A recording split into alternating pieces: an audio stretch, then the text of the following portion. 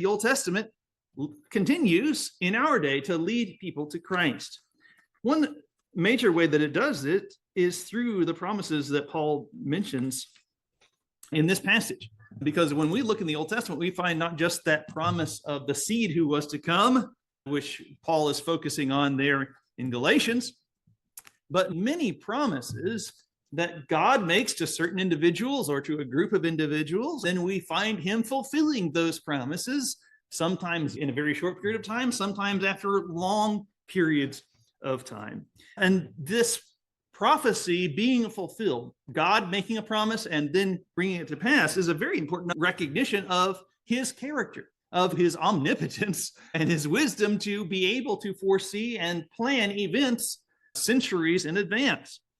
For example, naming Josiah by name hundreds of years in advance, as well as his actions in destroying the idol altar at Bethel. You can read about that in 1 Kings chapter 13. Another example of an amazing prophecy and promise that God makes, we did discuss in a recent lesson, talking about Isaiah 44 and 45, where God called Cyrus, the Persian emperor, by name centuries before he was born, and described his actions in taking Babylon, as well as him releasing the Jewish captives from Babylon.